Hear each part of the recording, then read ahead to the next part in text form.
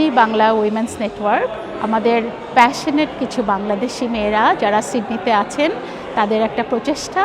আমরা চেষ্টা করছি আমাদের কমিউনিটির মেয়েদের যে কোনো প্রয়োজনের সাথে থাকতে। আপনার হয়তো জব দরকার, আপনি প্রথমে এসেছেন, আপনার অনেক ব্যাকগ্রাউন্ড একাডেমিক রেকর্ডস আছে, আপনার পোটেনশিয়াল ভালো। All you need is just a little bit of the network. Please ask us, we'll be there. Please help us, we'll try to help each other. Thank you.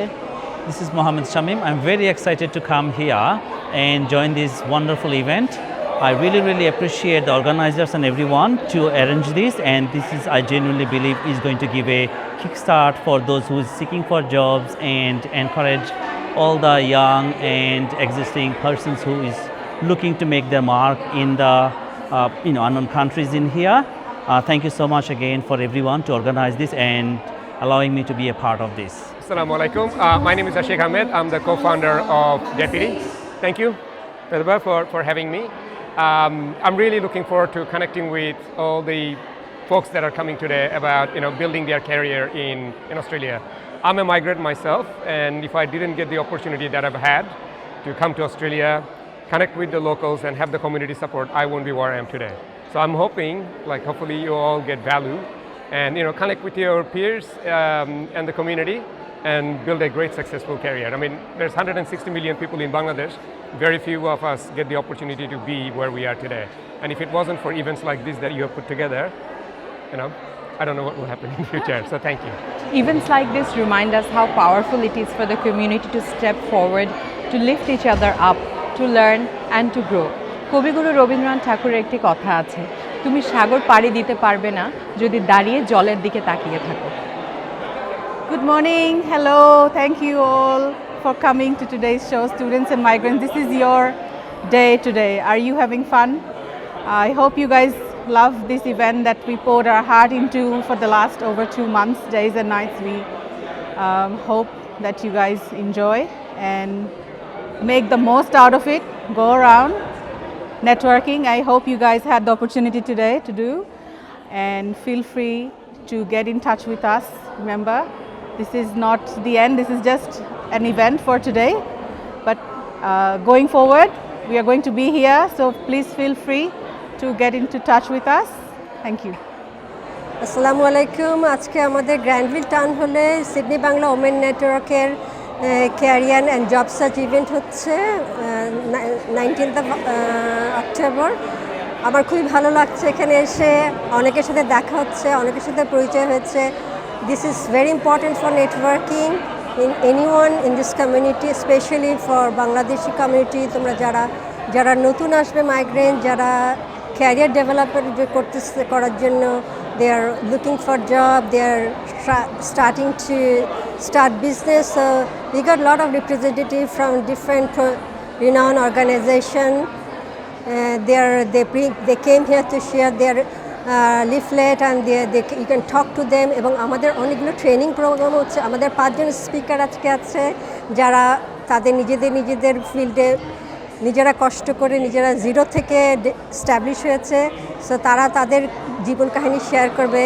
এবং তারপর আছে আমাদের কিছু workshop যেখানে আমরা জব ইন্টারভিউ থেকে শুরু করে কীভাবে নেটওয়ার্কিং এবং কীভাবে স্ট্যাবলিশ হতে হয় জব মার্কেটে বা বিজনেসে, সেটার উপর আমরা ট্রেনিং দিচ্ছি। So I am so happy that আমরা এটা করতে পেরেছি, এবং I am looking forward for you all people to get as much as you can out of from this event. Thank you so much. Sydney Bangla Women's Network is an organization that has been doing amazing work in the Bengali community for the last couple of years. Today's event is a job summit and careers fair to help mainly the students of the Bengali community and migrants. Please reach out if you need any help. Assalamu alaikum, আমি Sabrin. SBWN কে এই programme organise করার জন্য অনেক ধন্যবাদ, because আমাদের কমিউনিটিতে this is the first time I am seeing career summit and job fair. আমার মনে হয় না যে আমি এর আগে দেখেছি যে Bangladeshi, particularly for women, there has been any event like that, thanks to Mitapa, and we call her Mitapa, she is Naidapa. So thanks to the whole team of SBWN for organizing it. I'm just looking forward to enjoying this program. Hello, good afternoon. প্রথমে ধন্যবাদ জানাতে চাই SBWN-কে job fair এবং career expo organise করার জন্য। I think it is one of the kind event that I haven't seen in Cumberland previously. আর আমাদের বাংলাদেশি কমিউনিটির অনেক successful entrepreneurs, business people, women's, and there are some other providers they are participating. I can see that CMRC is here as well. So many congratulations and best wishes, and all the credit goes to the organizer, Dr. Nahid Appu, all the volunteers, all the executive members. They have really worked hard. তারা অনেক পরিশ্রম করেছে, সেটা এখানে দেখা যাচ্ছে, but is actually connecting the people who need the service with the service provider and how to become job ready, which is very very important. So আবারও সবাইকে অসংখ্য ধন্যবাদ এই ইভেন্টে আসার জন্য। আর নাহিদ আপু, এরকম ইভেন্ট আমরা আরও ভবিষ্যতে দেখতে চাই। I hope we can do it together. If you all help us, inshallah we'll do that. Thank you. Good afternoon, everyone. Salam alaikum. My name is Aurelia Rahman, and I work at Community Migrant Resource Center, and I'm very excited to be here today. Thank you, Dr. Nahid, for inviting me to share some of our experiences at my workplace, and most importantly, to share pathways towards employment for everyone that is attending today, to help them find a path, find a new journey, a new career here in Australia. So thank you so much to the organizer. A very good job. So I highly encourage the initiative like this, especially organized by Sydney Bangla Women's Network. And I'm very proud and I'm very honored to be here as one of the speakers today in this panel. And I definitely encourage all the women from Bangladeshi Network to come and join an initiative like this. And I do respect the members and all the team members working behind such a great initiative. Assalamu alaikum, Shagaton, good afternoon. Hello everyone, what an amazing group of people I'm looking at right now. Sydney Bangla Women's Networker প্রথম job fair career সামিটে আপনাদের সবাইকে স্বাগতম। আমার নাম Naina, and I'm very honored and excited to be your master of ceremony today at SBWN's Women's Empowerment event, proudly supported by Cumberland City Council. I would like to start by acknowledging the traditional custodians of the land I'm standing on today. Today we're in Darug Nation, and I pay my respects to the elders past, present and emerging, and I celebrate the rich and living cultures of the Aboriginal and Torres Strait Island peoples. Now, for those who are new to SBWN, Amra is a non-for-profit organization driven by the dedication of 36 Bangladeshi Australian women and 23 volunteers. Round of applause. Now, this program today, which has been spearheaded by two amazing members, Huma and Sabit, a little bit more on them later, is part of our Women's Empowerment stream. You will find details about our other two streams, Special Needs Wing and Senior Citizens Wing, on our running slides to my left on the projector here. We are really, really excited. We've been working day and night, all nights of the hour. But our beautiful event would be remiss of us to start with our Councillor Shuman Shahak of Cumberland City Council and former Deputy Mayor. Would you please come to the stage and start our beautiful show? Thank you. Thank you, Naina. Give a big round of applause to Naina as well. We are all gathered here on the Darug land. So before I start, I like to respectfully acknowledge their continuing connection to our land, water, and culture, and pay respects to the elders, past, present, and now emerging. Ladies and gentlemen, give a big round of applause to Sydney Bangla Women's Network for organizing this wonderful event. One of its kind in Western Sydney. And I like to request the organizer to consider organizing a similar event in my ward in Wentworthville. And I will work with your organization to make sure that event will be a successful one as well. Little bit about Cumberland. Cumberland City Council is one of the most diverse council in New South Wales, if not in Australia. We have over 65 different nationals live in Cumberland Council, speaking in various languages. But our diversity is not only in people, our diversity is in businesses as well, and we take pride on that. In Cumberland, we say that we welcome everyone. We want to empower people so everyone feels their belongings. And we also work with our people and businesses to make sure they are successful. I want to emphasize in Cumberland, we want to make sure as Sam feels he is a Cumberland resident, Suman feels the same way. Now, this event is all about jobs, skills.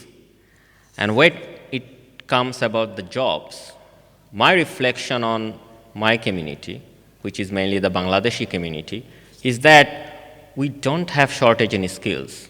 In fact, we excel in many skills. But where we fall short is in soft skills. Now, I don't have 10 minutes or half an hour to take a MBA class or what I learned from my MBA. But when I reflect on my experience as a manager interviewing different people, I feel like that our community, those ones are looking for jobs and want to improve themselves, mainly should be focusing on communication skills. Now, when I talk about the communications have 4 stages. The first one is active listening. The second part is acknowledgement. And then third part, you give other person time to respond to you, because when you acknowledge the other person, that person will respond. And that's the time you buy before you finally respond to it. So this is something that I learned in my MBA. I like to request those ones are actively looking for jobs or even want to improve their communication skills to follow these steps. In many cases, what we tend to do is jump in and we want to say what we want to say, but without listening to the others. Now, you will be hearing from very expert panels this afternoon, and they are more expert than me in business, in the professional life, and I'm also looking forward to hear their success story. Shamim Bhai is excelling what he is doing, over 118 Subway stores. You will be hearing from him. Ashik Bhai, Aurelia Rahman, I had a little bit of opportunity to work with CMRC and what the great work that CMRC is doing in the area. They are supporting the communities. Dr. Sabreen Faruqi, who I call Sabreen Apu, and I had a great pleasure working with her in Cumberland City Council in my last term. And finally, who I thought would be representing the Nepali community, and I was thinking I'll be calling her Bibhaji, but Biva Apu. Now, when you hear from them, their story won't be much different from your story or my story. It is the story of the migrant. Now, couple of women, I know this event has been wonderfully organized by the women, and I like to take this opportunity to acknowledge a couple of women in my community which I have great respect. Dr. Nahida Apu, and also I see we have Shuranjana Apu as well, and many others which I probably don't know. I really like to acknowledge all of you for the great contribution that you are making, and also empowering other women in our Bangladeshi community to do the same. Now, I was born in Khulna, Bangladesh, and I got married to a woman. She's from Dhaka. And many times she actually tells me, Suman, you are from Mofosshal. You know what Mofosshal is? Not the main city. But Khulna is also a divisional town in Bangladesh. So at home, I deal with 2 very powerful women, my wife and my daughter as well. But we do have many women's apu in our community who are excelling in what they are doing and taking initiatives to empower others as well. Now, when you will be searching for jobs, definitely you will be focusing on your soft skills, but let's also consider improving your confidence level.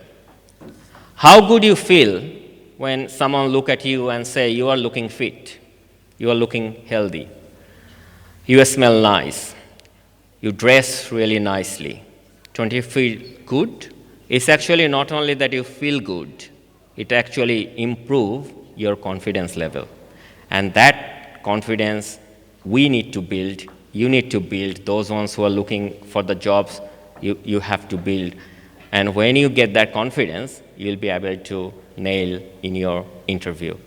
Ladies and gentlemen, I will not take much of your time. I think I have done my part. But it is great to have this organization organizing these events and get many other supporting organizations who provide and help the similar support services to help our diverse community. Thank you very much for having me, and I look forward to working with the organization to do the better good. Thank you.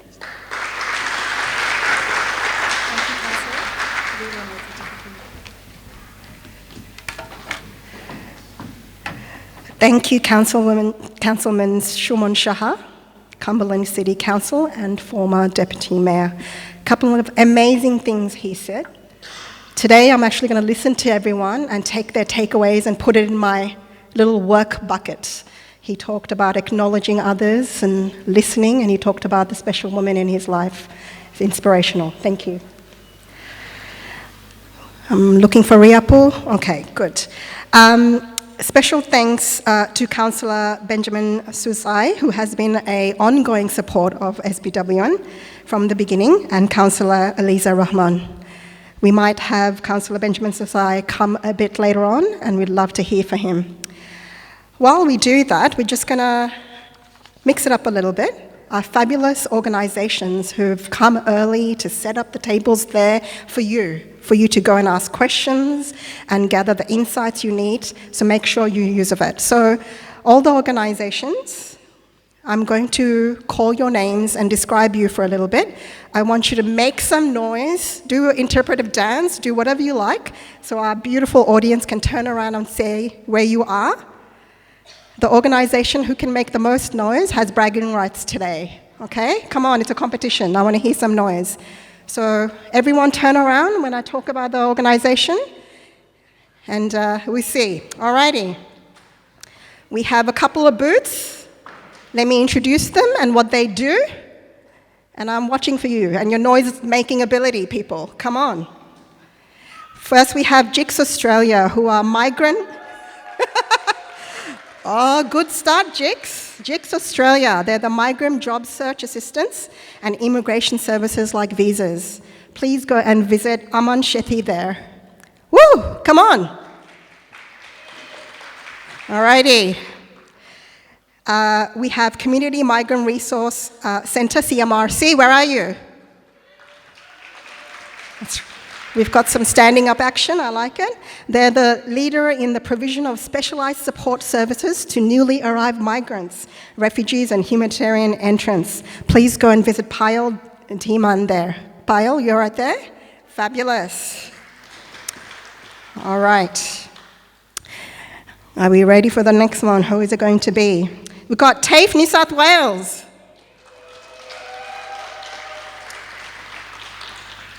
I love TAFE New South Wales. They are one of our leading providers of vocational education and training in Australia. Please visit Nazik Yako and Afroza Sultana. TAFE New South Wales. Thank you, TAFE New South Wales. Alrighty, who's next? Thank you, Riapu. We've got Auburn Youth Centre. Come on. Oh, yes. AYC provides a broad range of youth services for young people 12 to 24. We've got Tanzila Chowdhury there. Thank you, AYC. Appreciate it. Okay, we've got Shamim Group. Where are you, Shamim Group? Woo! Yes. a group of Australian subway franchises recognized for operational excellence and growth. We've got Turia alum sitting right there, and we have a special speaker coming up from the Shamim group too. Can't wait. Okay, we got Invicta Technical College. Where are you, Invicta? Yes. Nationally endorsed qualification emphasizing academic excellence and practical competencies for professional success. Please visit Syed Parvez there. Thank you. Couple more to go. I mean, we're all excited to give you all these services so you can ask all the questions you need. Assure Abilities, where are you? Yes. I see you, Haley. Please see Haley Fung there. Assure Abilities is an NDIS registered disability support provider. So please go and ask all the questions you have over there.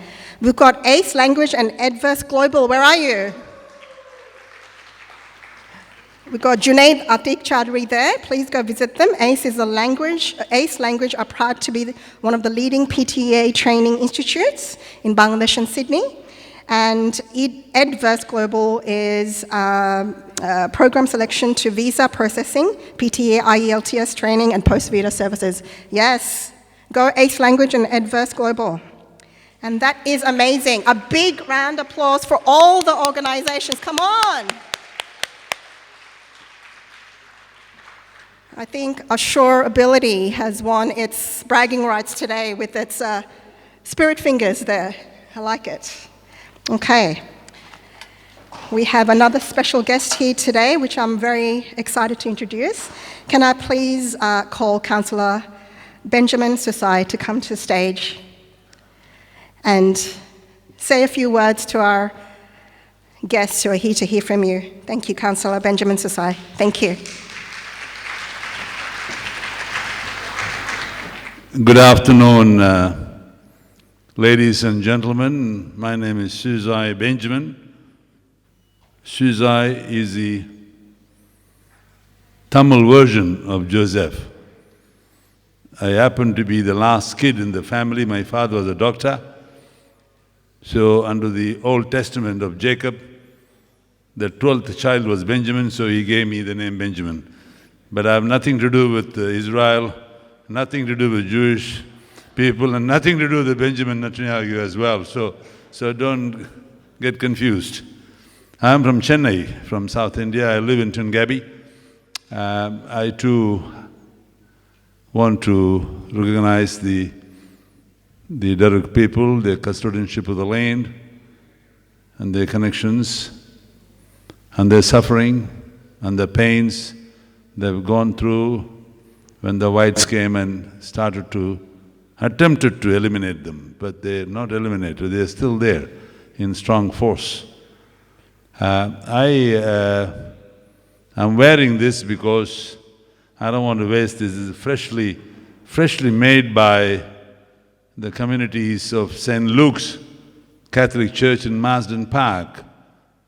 They opened a new church. The whole ceremony was still going on. So I slipped out because Ria said, you should come here. So I said, I'll come here. So it's a massive church, a large college, St. Luke's College. You might have heard about it. So I'm coming from there. So I'm sorry I'm a bit late, and explaining why I'm wearing this is very beautiful. I don't want to waste it, I can throw it in the bin. I think it's not fair. So, anyway, I'm a solicitor. That's my current profession. I used to work for Office of State Revenue. I had a lot of colleagues from the Bangladeshi Aussie community there as well. So I resigned the job in February 23, and I'm full-time with the Tungabi Legal Center. Is operating in Tungabi.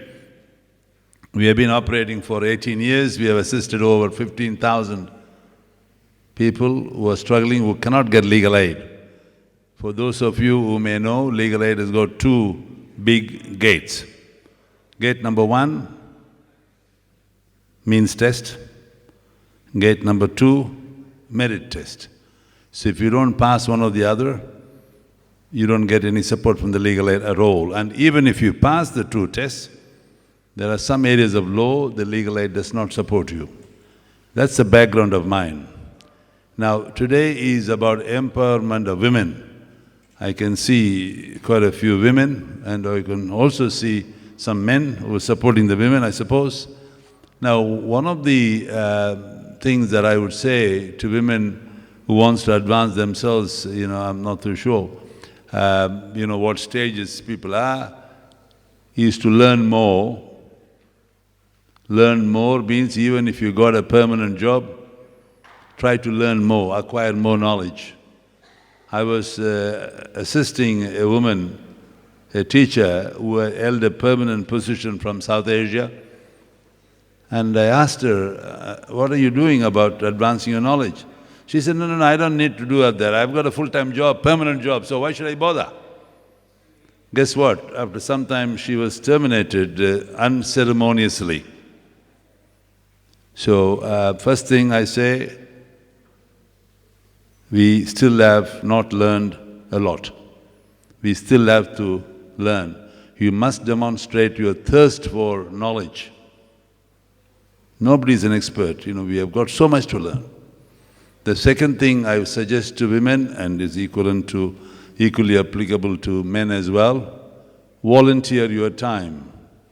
Don't sit down, watch television and play the games, but go out there, interact with the community at large, and see how your talent can be put to use by the community at large. Very critical, this one, very critical. You learn and create a big network of people in volunteering and contributing to your time. Then you learn a lot by doing that. Interact with people, you've got a greater confidence then. Not only that, but when you're applying for a new job, perhaps your friend where you volunteered can give a beautiful testimonial saying, you're very good. Third element, improve your communication. Improve your communication. Learn to speak well, loud, clear, slow. Anyway, I'm going to stay here, I'm not going away. My next commitment is in the afternoon at 5 o'clock, so I've got enough time to interact with you people over a bit of a food, I suppose, and I'm hungry. So, we can talk more about what you can do for the community. Thank you very much for your invitation, for the opportunity to say a few words. Bye-bye.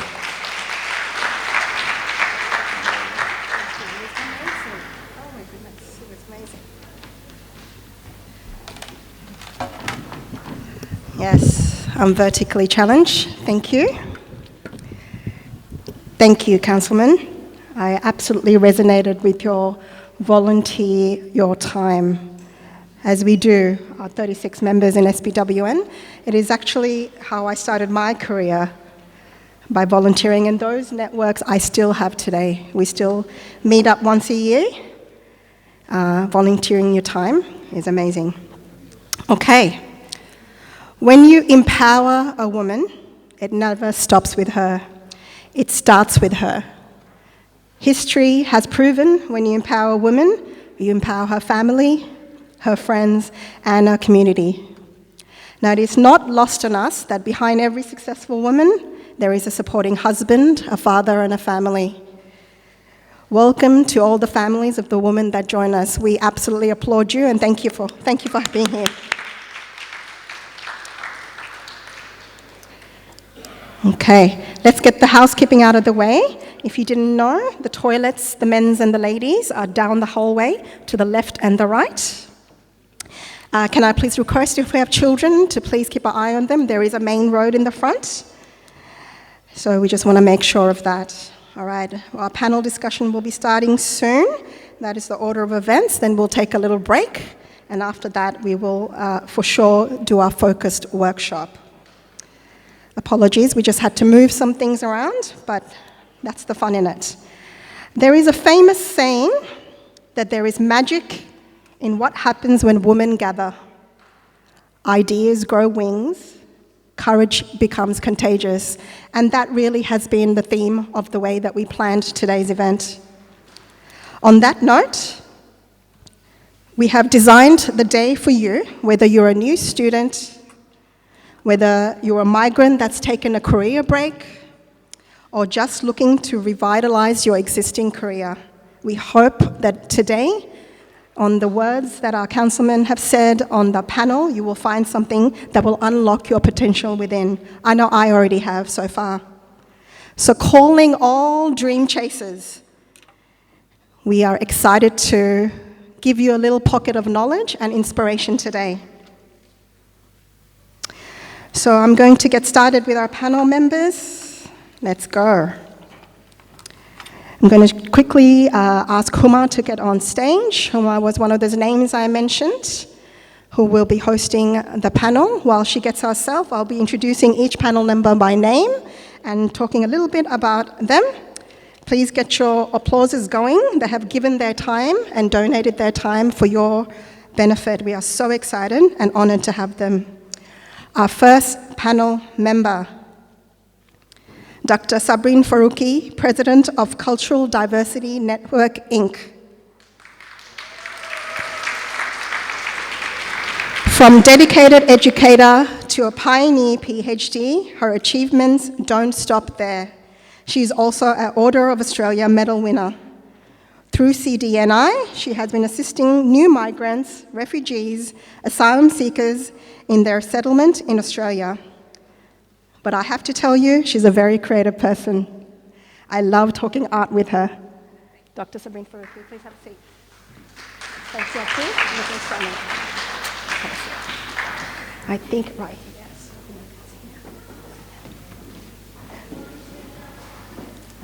Okay, our second panel member, Mr. Ashik Ahmed, co-founder of Deputy. A tech entrepreneur turning humble beginnings as a 16-year-old flipping burgers in a $1.1 billion dream, a success story and an inspiration for sure. Reading one of your interviews, he said something that I relate to. Optimism always wins, be an energy creator. Welcome, Ashik Ahmed. Our next panel member, Ms. Aisha J. Bibha, our thought leader in Mindspeed. A certified speaking professional and an award-winning mentor. Her global talks inspire resilience and innovation.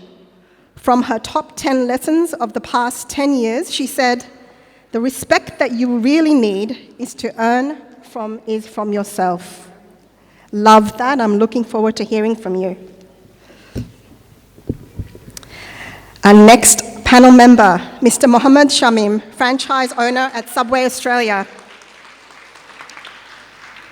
Starting from humble beginnings 18 years ago to today, he owns 108 Subway outlets across Australia, ranking him amongst the franchise's largest global operators. We are so grateful he has flown all the way to Sydney just for today to attend this program. We're immensely thankful. Thank you so much.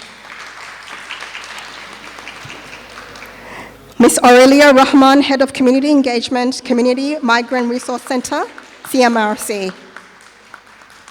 From Romania to Australia, Aurelia Rahman's 25-year journey at CMRC is truly inspirational. Dedicated to empowering refugees and migrants, she builds bridges that fosters inclusion and opportunity. On a personal note, yes please. Growing up in Sydney in the last 35 years, she has been the most encouraging auntie to myself and Mihir. Thank you so much for being here. What a good-looking and amazing panel, come on! Woo! Can I introduce panel host today, Huma, who is one of two members who's been spearheading today's show. Huma, thank you for having. Are you excited? Absolutely, I'm very excited. I am so excited. Have a seat, I'll give you this mic. Thank you. Assalamu alaikum everyone. Good afternoon. Welcome to this amazing event organized by Sydney Bangla Women's Network, proudly supported by Cumberland City Council. Today is all about possibilities. about exploring pathways, learning from each other, and getting inspired. Getting inspired by those who have walked the same path as you and I. As migrants, we all know the journey of finding our place in a country can be filled with opportunities and also challenges. And that's what all this discussion is all about today. Today, we have an amazing panel of speakers who have built meaningful careers in Australia while staying true to their roots and community values.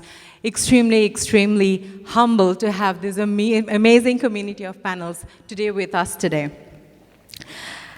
Each of them brings their own inspiring stories, from leadership and entrepreneurship to community impact and career growth, and I can't wait to start this discussion today. We will start from the beginning. As we always know, every beginning is a little different, and every beginning is quite inspiring. We'll start off the question and answer with Ashik Bhai. Sorry, you're the first one today. Ashik Bhai, let's start from the beginning. You have built a remarkable career in leadership and innovation. Many young professionals dream of starting something meaningful.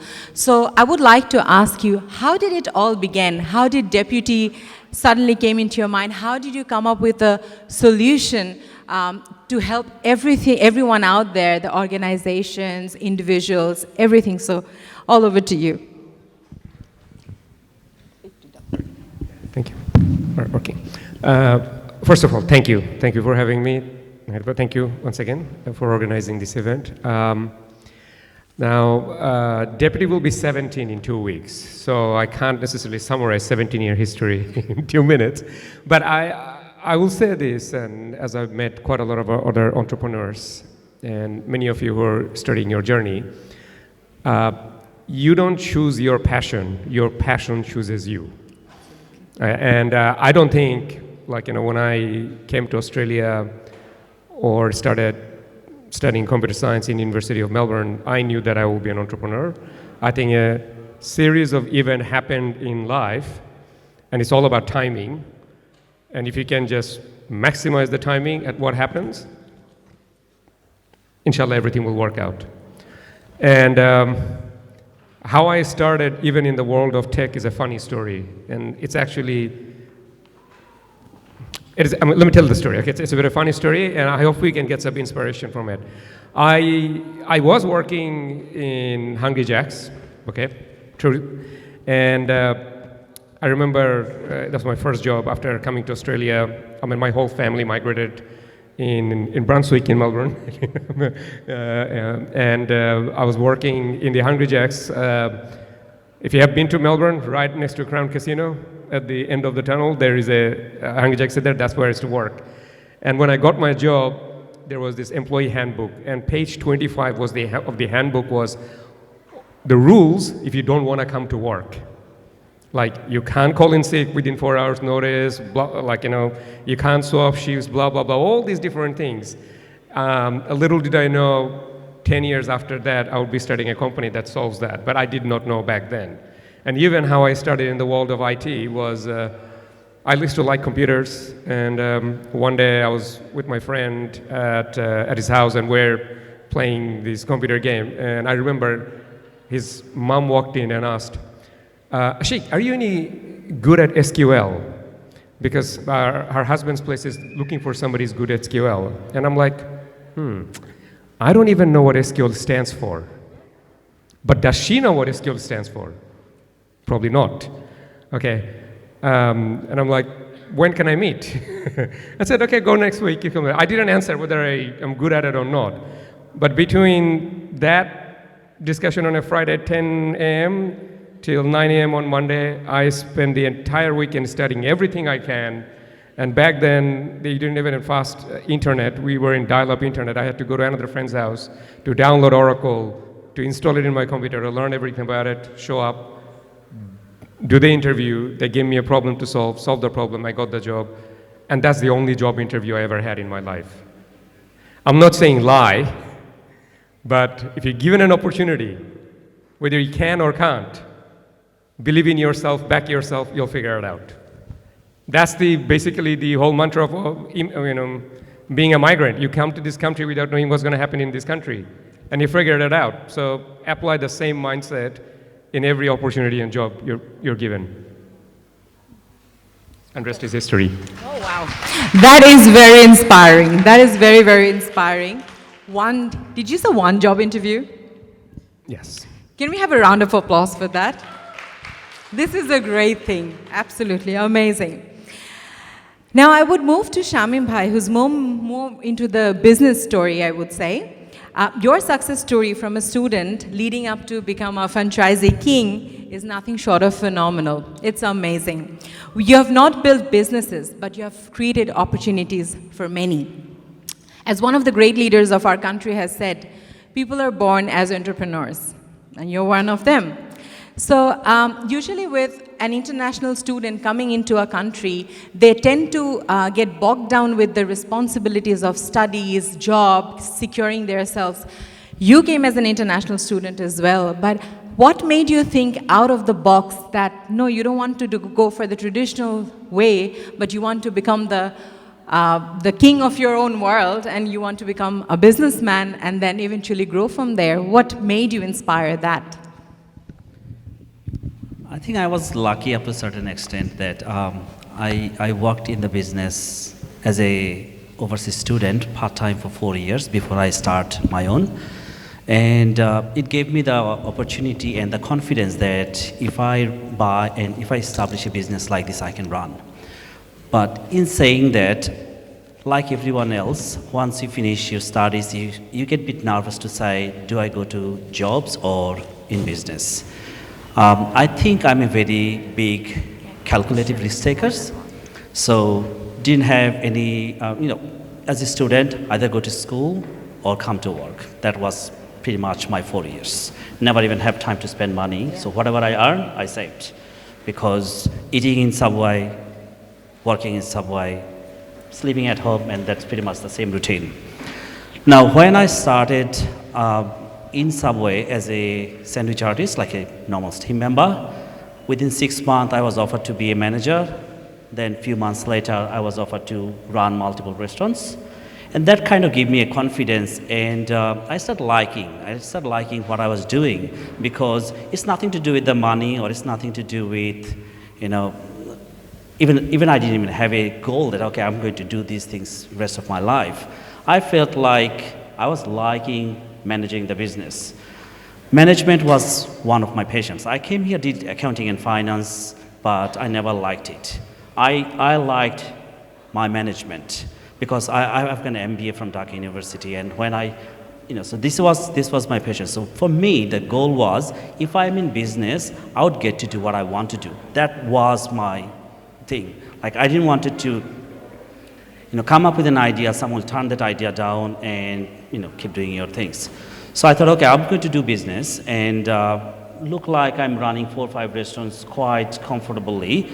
Why don't I do something for myself? So that was one of the reasons for me to go.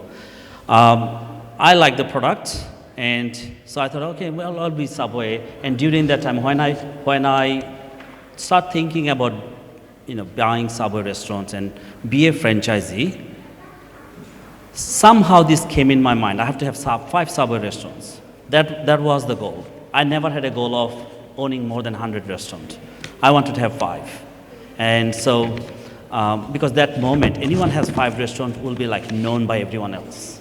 So I thought, okay, if I can buy and run 5 Subway restaurants efficiently, that will turn as a success for me. When I did that, like Ashibai was saying, that sometimes you start doing something. So within 6 months' time, my restaurant done really, really significantly good. So I was awarded an award from Subway saying Rising Star. So I thought, okay, I'm doing great, and everyone else seems to think that I'm doing great as well. And in the meantime, I want to say, I studied in Deakin University. I was actually offered to be a lecturer there. And I thought, I think I'm liking what I'm doing now as a Subway franchisee. And my parents were saying, they're really disappointed on me because, I could become a teacher. And my dad was a teacher for 36 years. And I said, no, I don't want to be a teacher. I want to be a business person. So once I have 5 restaurants, I felt like, I think I'm doing all right. So the key thing I feel in the whole journey is once you set up a goal, like, I had a goal of having 5 restaurants. And I think I got it within a year and a half. Because, sometimes you set something up and you become successful, and that goal gives you more and more confidence to keep going for that. I had people who I saw as a mentor, and I wanted to say, okay, I want to be like him, and he has 7 restaurants, I want to have 5 restaurants. They have been in the business for 15, 16 years. So it kind of gave me, or maybe a little bit arrogant as well, I would say, honestly, that, okay, if I have done it within 2 years or a year and a half, I might be able to get even farther. So we keep pushing. I was extremely, extremely good, I would say, planning my money and managing my team. So that, and then I've got an amazing team. I have got employees who started with me and still working with me in this 14 years of my journey. So from the day one till today, I think having a precise goal in your mind, and your goalpost will shift all the time. As you grow, it will, you'll always challenge yourself to go even farther. But if you have got a specific goal in your mind and you keep working towards it, I think anything is possible. If I can do it, anyone else can do it. Thank you so much, Shamim Bhai. Out of the 2 gentlemen that just spoke, what's the magic number? 1. Someone gave 1 job interview, and someone bought 5 stores within 1 year. So I believe 1 is the magic number here. With this, I would, obviously with international students or migrants, there is a lot of challenges, I would say, when they're trying to settle down in the country. My question to Bibha would be, you have encouraged a lot of people in your career, in your journey of becoming who you are today. A lot of us, when we settle into the new place and we call it our home, when we're trying to make this a new home for us, we suffer from imposter syndrome. We feel the other person is always better than us. We try to undermine ourselves. Can you suggest what we can do, or what will empower us to differentiate us from the other person and not compare ourselves anymore? Oh, thank you so much. It's a beautiful question. And comparing, I would say, please do compare yourself, but not with others, with yourself, right? So I do this so many times, like every year I have my own journal to set my goal, what I want to see myself for the next year down the line. So compare with yourself. Are you growing? Are you growing to the right direction? Like from Shamim Bhai, from Ashik Bhai, we know that they had a goal. They know where am I today and how do I want to approach. So number 1 is that, and number 2, the feeling that I'm not good enough, is not enough. Sometimes if I tell you the truth, it's actually good. It's actually pushing you to do the next thing. So take it as a positive signal for yourself so that you can grow and invest on yourself. Don't take it as a reason for not doing what you want to do, okay? So take it as a reason to have more courage, to be more creative, to explore new community, to build more network, to explore what you haven't tried before. Because from the perspective of neuroscience, because I'm an expert on that area, I just want to add a little bit, because our brain always wants us to stay safe. Anything you do new, anything you try, it will stop you. And you'll say, oh, don't do this, you'll die. So it is so bad. So what you're going to do, you just need to trick your brain telling that, no, I know, but I'm still going to try. See, I could do this. So you have to do more self-talk, challenging back to yourself, saying that I know I'm doubtful, I don't know how to do this, but I can try. I know I may fail, but who cares? I can at least learn. I know I may not be able to make it this time, but I will try again and again and again. So having that push inner self-dialogue, that's very much important than looking at other people and collecting all the evidences who are saying what to you and what they're thinking. Like, you don't know what they're thinking, but you perceive probably this person is thinking this way about me. Probably he is not liking me or she is not liking me much. So it's all perception, it's all our own made up story to ourselves that we tell, and that's stopping us. Please stop doing this and start saying that, yeah, I know I'm not good enough, but I can still do this, I can still try. So that's how you can grow to the next level.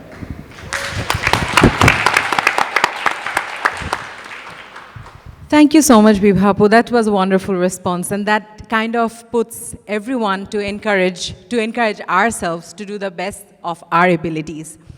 I'll move on to Sabrina Apu with the next question. I'd like to hear your perspective on this. What helped you stay grounded and confident when you are finding your place in the new environment? As far as I've been told, you are a DU graduate as well. You came here for your master's and then you did your PhD. So there's a lot that you have added to your hat. So what helped you stay grounded? And I would say, as a woman, and with your career as well, what are the challenges you have faced, or you think the migrants or the international students as women are facing in the current days, and what can they do to empower themselves? Okay, Assalamu alaikum everyone. Thanks Uma for the question. Well, my talk will be a little different. So we have been hearing about the success stories and all the courage, but my story is a little different. So I deal with people who go through crisis. So I think we all here first generation migrants, and I think it's difficult for most of us to settle in a new place, and it can be Australia or any other country. So my journey started with crisis. So people talk about all the positive things I've done, and thank you so much for the lovely introduction. Naina is there. But it hasn't happened in one day, and I was never a confident person. In my entire school life, I never went to the stage to talk about anything. I didn't see myself there. So the confidence was never, ever there. And then but I was a good student, so that was something positive. But when I came here, I did study. But the thing is, I struggled with the career in Australia. So I came here 21 years ago, and the entire reason of helping community is basically my struggle. Because I saw how women struggle, men, women, everyone struggles, but my dealing is with women particularly, so I'll focus on it.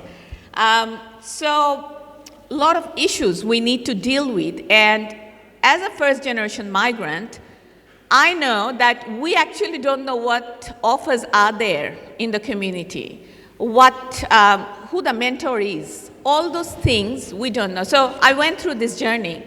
Ashik Bhai had one interview. I had many interviews. I had hundreds of applications I put. So professionally, I'm a public servant, which no one talks about because people know for my community work. So I work in the Fair Work Ombudsman as an advisor, but that's my daytime job. I'm passionate about the community work, and that's kind of thing people know me about. So now your question, what they face. I will focus on women. That doesn't mean men don't face it. So women who come here on spouse visa. My dealings predominantly with women who are students and who are on spouse visa. I deal with domestic violence victims, if probably many of you don't know about it. So when they're here on spouse visa, a very common scenario is they take a break, like they were doing something in Bangladesh or overseas, whatever country. They come here, get pregnant or become mom, and then there is a career break. Then they start thinking about job after 5 or 6 years. Then there is already a gap in the system, in the career. Then they struggle. What they struggle with, they don't know where to go, how to look for job, whom you can talk to about job. Then they look for casual jobs because they have to adjust with the family commitment. These are the things women go through. So men rarely, women go through it. So they look for the job that suits their timing. They have to go back by 3 o'clock to home. So they mainly go to restaurants and all the retail jobs. There is nothing wrong with it. But having a good career is a problem for all these women. So having a job and then guiding them, helping them, and getting support at home. This is one crucial thing, and particularly in some communities, it's lacking. It is happening everywhere, but I'm from Bangladesh, and I obviously know about our community and our culture. So the expectation from the women to do everything and then do your job, there is no problem, but do everything else too. So I was reading somewhere in Facebook, that was in Bangla, যে সমাজ চায় মেয়েরা চাঁদে যাবে কিন্তু যাওয়ার আগে দুটো পরোটা বানিয়ে দিয়ে যাবে. So it is so unfortunate. এখন আমাদের সমাজ চেঞ্জ হচ্ছে, so that society is changing. Yes, women can do everything, but you do everything first and then you do it. So the expectation of the society, and it's not possible to meet the commitment and the expectation and do everything. So going back to the main question, so the guidance and basically knowing the unknown. We don't know what offer is there, and we have fabulous organizations who have put their stall here. I know very much about Auburn Youth Center, AYC, Tanzila is there, yes, and I'm based in Auburn, and I'm also in their board, so I know the fabulous work they're doing. We have CMRC and other organizations here, so they are there for this information. So when I was new migrant, I didn't know about all these things. And yes, the society, the expectation from the society, these all things basically keep women behind. And I think we will talk about the solutions later, but these are key three things: not having a mentor, not knowing actually what offer is available, and getting into the job market, and lacking the support in terms of having the first opportunity and lacking the support at home. So these are a few things I can think about. Yeah. All right. Thank you. Thank you so much, Dr. Sabrina Po. That's very true, and I agree. Having the right support network can actually make a lot of the difference. Honestly speaking, when I stepped in this country in 2017, I didn't know any of that existed. It took me a while. COVID happened, and that's when I got to know a lot of the organizations, including SBWN and others as well. I'll pass on the next questions to Aurelia. You have been deeply involved in various community projects, initiatives, and seen our community evolve over the years. From your perspective, what do you think we as a Bangladeshi community are doing really well, and where do you think we need to improve a lot more? All right, thank you so much for that question, and once again, thank you the organizers for doing such a magnificent job with the forum today. Congratulations, and delighted to be here and to be invited to sit on this panel with such amazing minds, and I have learned a lot. So before I answer the question, can I say that from everything that you have shared here, I have learned a lot, because that learning process never stops, and you should never stop it. You learn every day from someone close to you, from someone on TV, on the media, on your colleague. I learned from my students that are here today, and I give them a big round of applause for manning the stall, because I couldn't get anyone from my colleagues to be here today due to a lot of being Sunday, being Diwali tomorrow, and so many other things. So that's that process of learning and improving your skills is never ending. I mean, it ends, you know when, but until then, please take the opportunity to do that improvement. And what I wanted, before I answer the question, I'll get to that. Sure. It's when we came here, and we came here in I think 1986, and as skilled migrants, but I myself, in terms of career guidance and so on, knowing English, both of us and so on, but I had trouble because my degree is in teaching. I was a teacher of English in my country of origin, Romania, and then marrying and getting out of the system of the country at that time when there was the communist, very ruthless communist rule. I spent a couple of years in Bangladesh, then coming to Australia, I was at a loss. I didn't know what to do with my teaching degree, because I thought, look, I know English, I'm very good in grammar. Actually, that was my favorite subject. but coming here and teaching English to people that, they speak English out. I mean, I didn't think of the migrant teaching English at MEP, my adult migrant English program, might be a bit too much. And, I always will have an accent, and I didn't want that to be something that keeps me back. So I lacked the guidance, and because we spoke English so well, and that's what I wanted to share with everybody, and I share in my work at CMRC, we didn't look for services that could help us. Yes, we can get everything mainstream.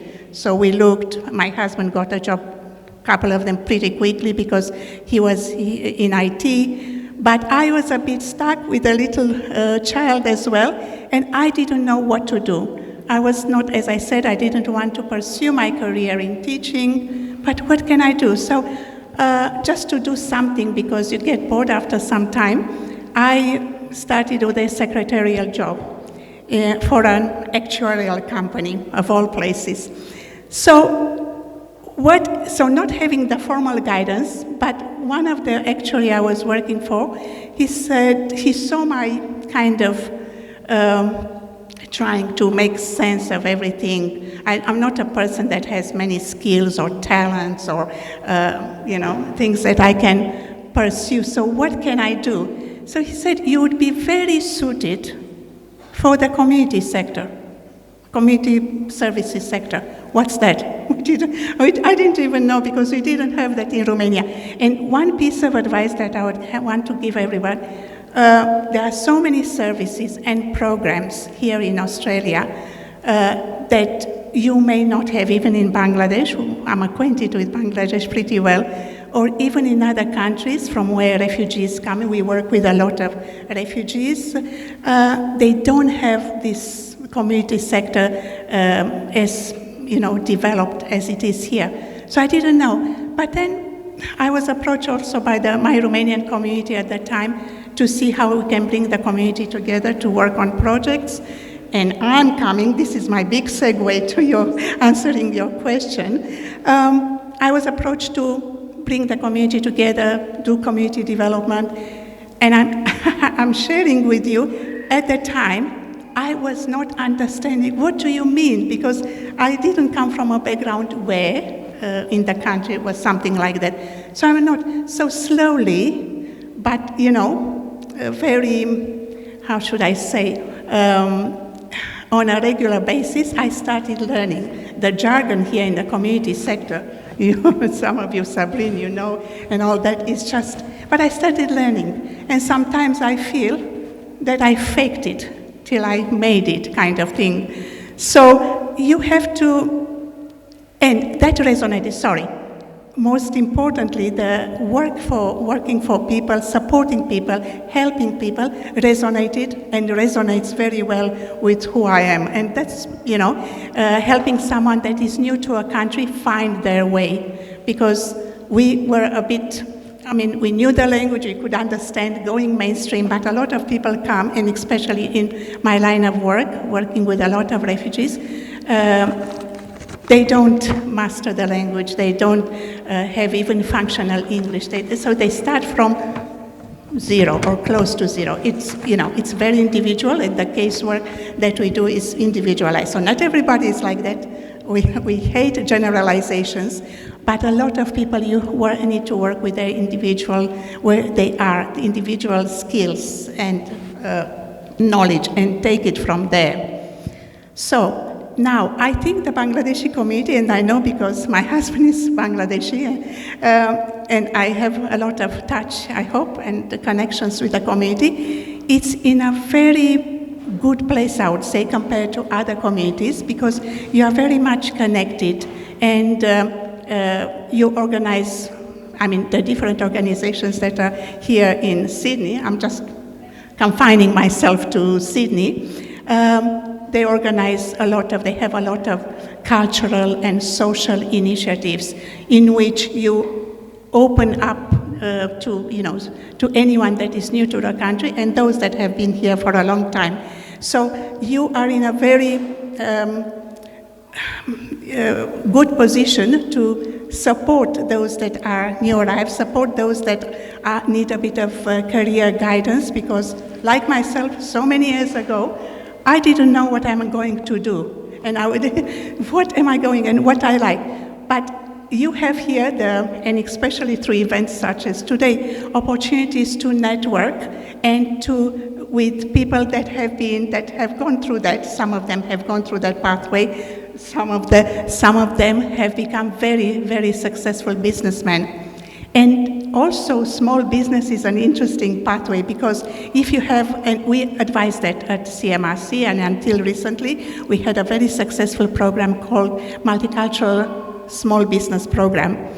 Unfortunately, we don't have funding for that anymore, for whatever reasons, not going there, but very successful because it works with multicultural communities, with those that have a skill, a talent, something that they want to do, and they want to transform that into self-employment. And we encourage that as well. If you have anything that, I could see the caterer here today, she set up a small business for herself. That's wonderful. Self-employment is really great. So I think the community, and I'm not sure if I answered all the questions, but I think what you are doing is fantastic. You are just embracing newcomers and supporting each other. And from my experience across various communities, the Bangladeshi community is very united. There are lots of organizations, you might say, but in the sense that Bangladeshis, by their nature, they are very helpful, and they are very supporting someone that is in need and needs kind of a break.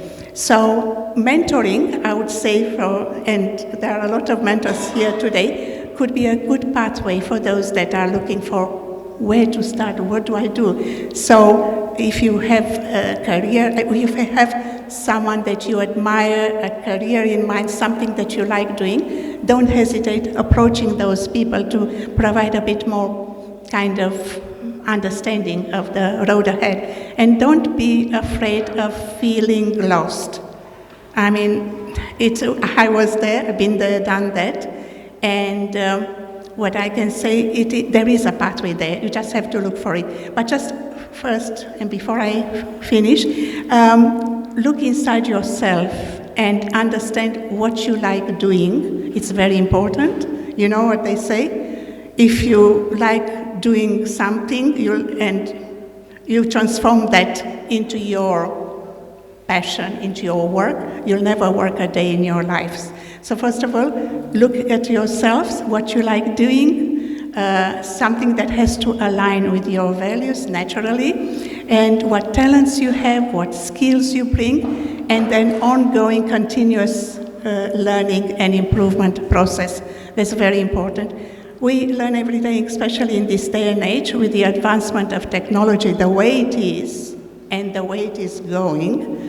We definitely need to be in front of that, and we have to keep up with technology, for instance, and keep up with everything that is in all the fields.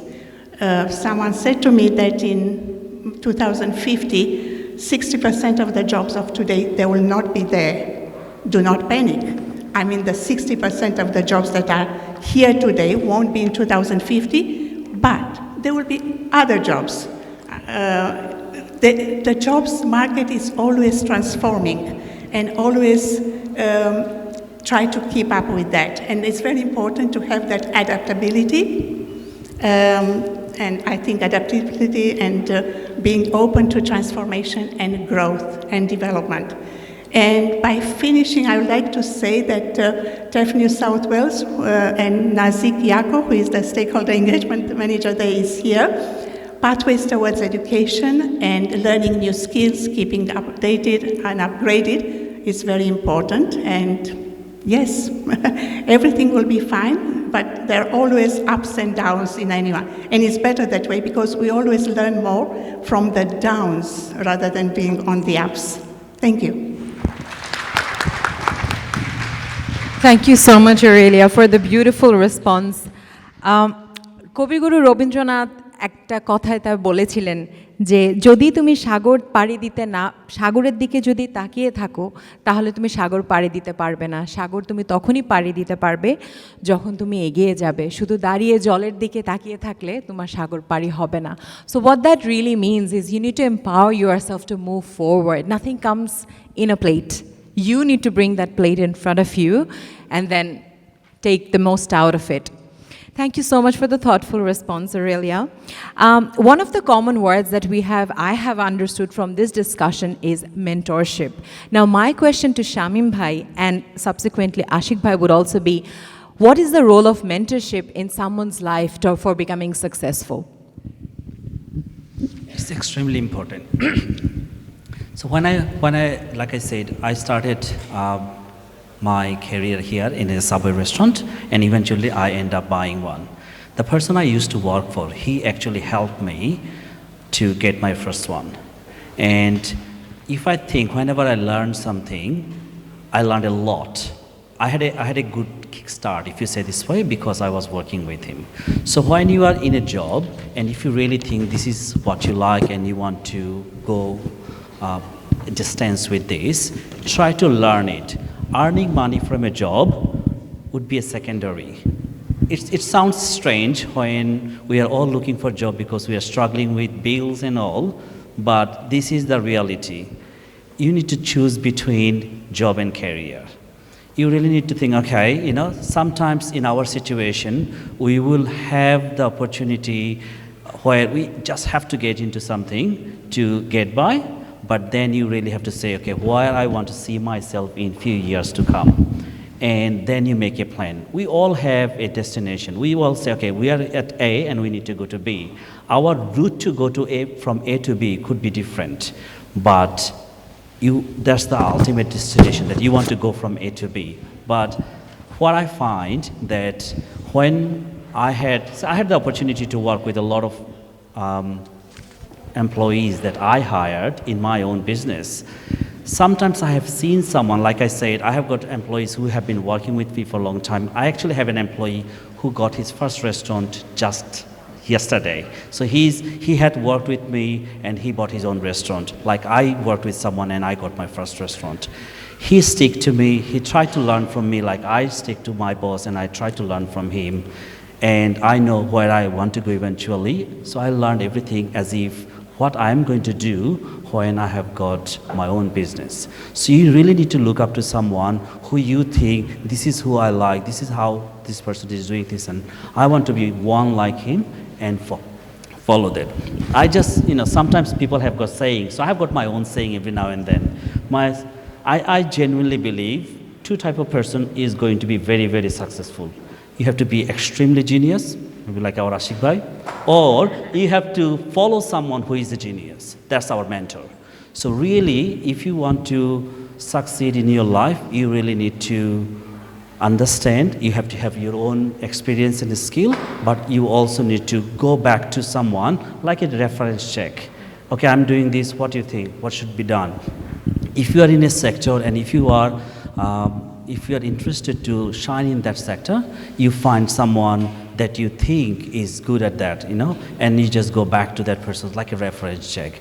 So it's very, very, very important that we set someone like our mentor and we follow that person.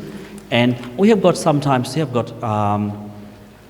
lot of us are guilty of that. Sometimes we go for an advice and then we do not listen to that advice. So this is what we really, really need to learn over the time. We have got accountant, but we do not follow what the accountant is saying. I'm just going to do things that I think is right.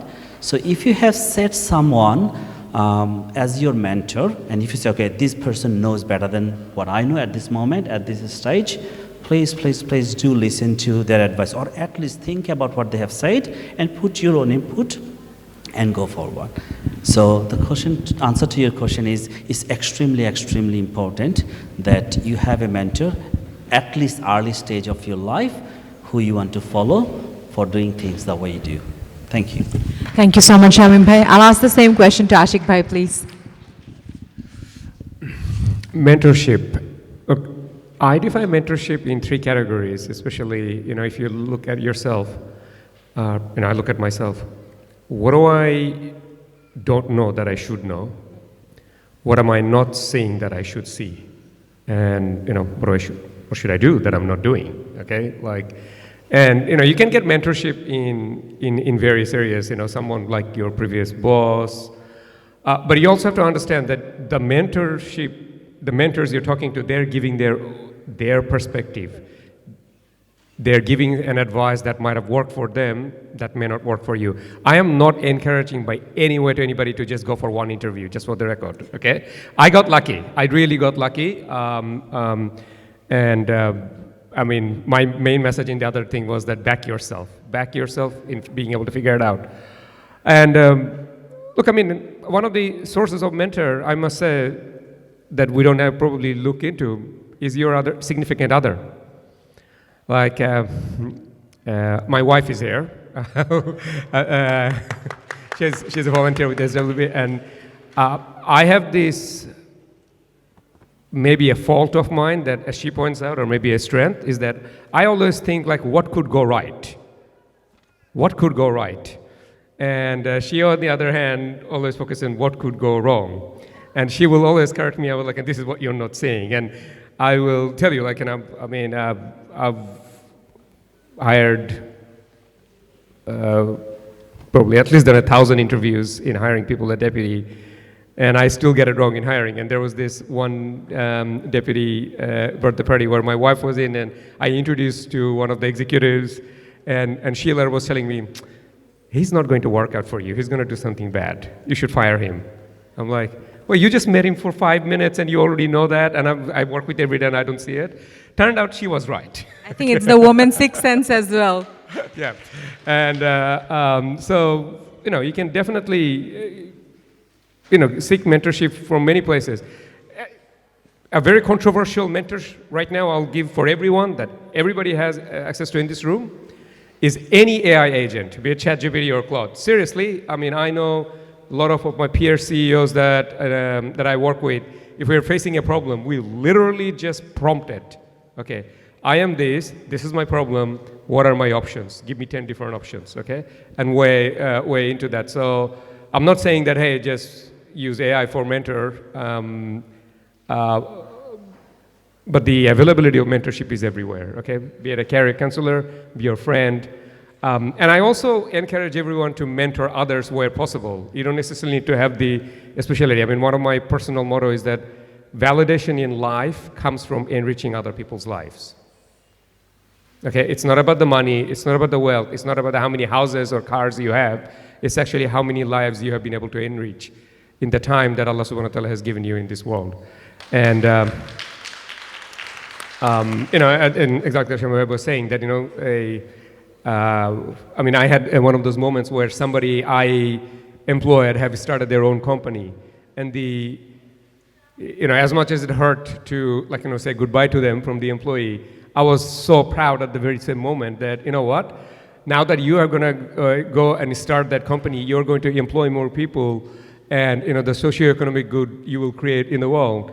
So I would also encourage everyone over here to mentor others where possible. You all have a unique skill that you are good at that somebody else is not. So utilize it. Thank you. That's just a very powerful statement. I would ask a very, I would say, a general question that is possibly one of the most talked questions from the audience, and I would ask that to Shamim Bhai. Being a job giver, what qualities do you really look into a candidate during the hiring process? I see it in a different way. I think when I'm employing someone or someone is coming to get a job with me, I do not see it as an employer or employee relationship. I think it's a partnership. You come and tell me what you have to offer to me, and I will see what I need from you. If my expectation matches what you have to offer, then you'll get the job. So,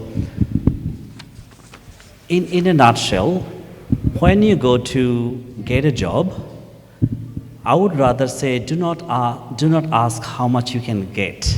We're in Australia, we cannot pay you less than what you should go or must get. But you tell me how you are going to add value to my business. What specialty that you have that can have a long-lasting partnership that you have or you are offering today. So you will come and say, hey, it look like your business is struggling with good customer service, and I'm excellent with that. Then I will say, okay, so if you can do that, I'm willing to support you with this, and this para. So realistically, this arrangement, instead of looking at is a job interview, try to sell yourself and say, hey, this is what I have, and I actually studied about your own business, and I know these are the challenges of your business. So instead of saying, agreeability, this is, I'm very agreeable. I don't want someone agreeable. I want someone who can come and say, hey, this is the problems as per my, and if you're going for a job, try to learn about that business, what the business and what the challenges that business have. So you go specific. It's like, my study shows that you have struggled in these 3 sectors. And I'm really, really good at these 3 sectors. So given the opportunity, I can help you with that. We are buying help.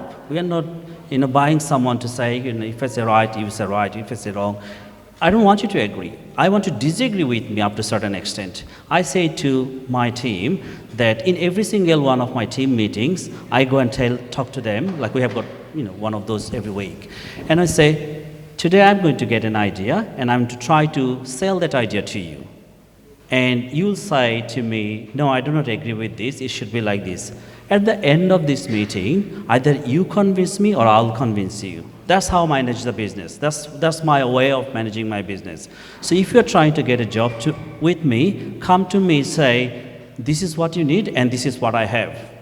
And I'll be so proud to see that someone came asking for a job and that person actually knows what is my problem. Means that person has done some research on my business. Do not come and give me the same resume to every 10 employee or employer. Because when you are sending a resume, do not just copy and paste and send it to everyone. You send the resume, change your skill set based on that. I do not have a time to read a 3-4 page resumes. I need to see what you have done and what is your skills, and that skill means anything to me or not. If you can write program, it might be something great, but it might not need it.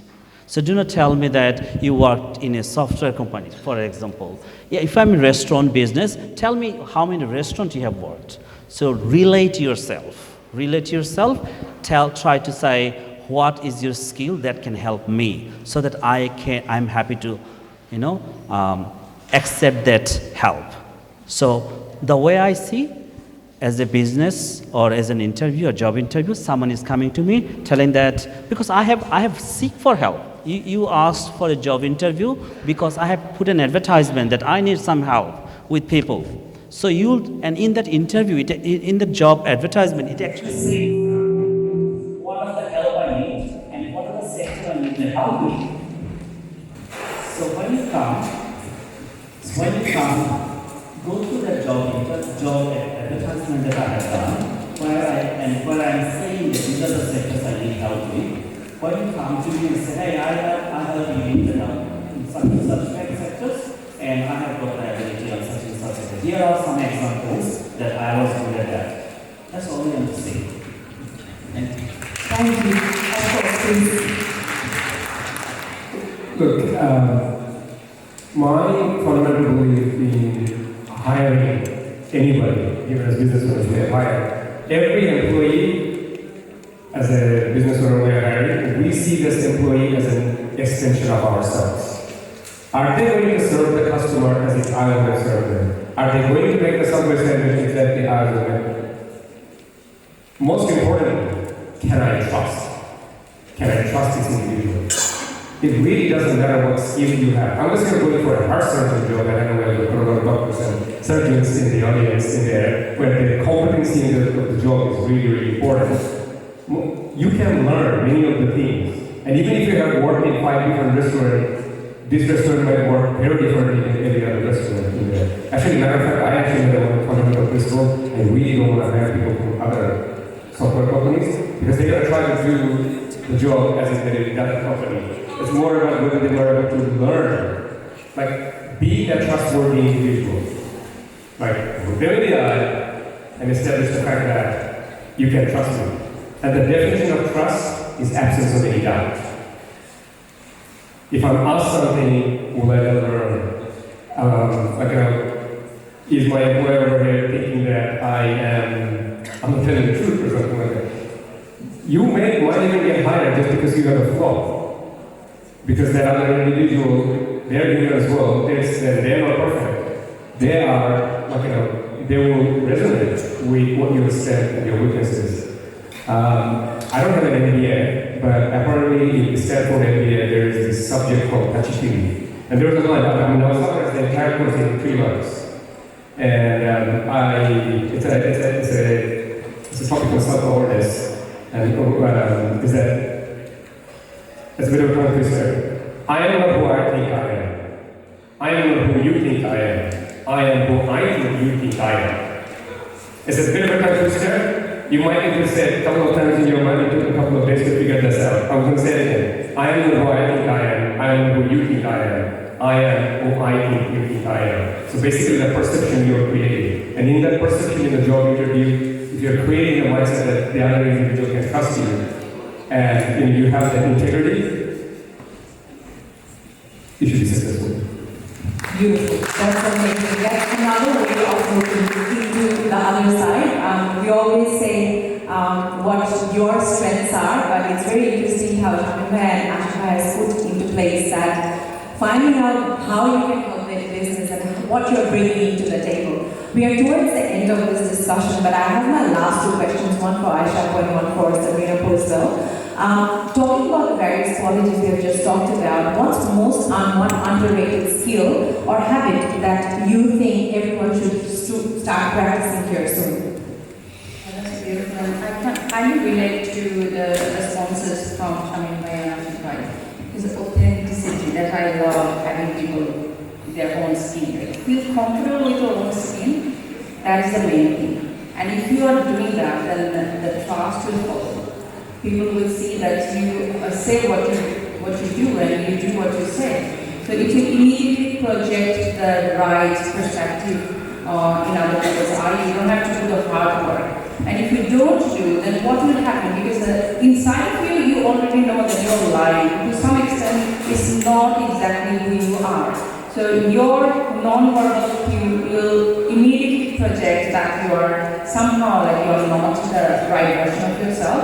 And even if you're facing an interview, you're holding a phone and having an over-the-phone conversation with the interviewer, your voice will shake.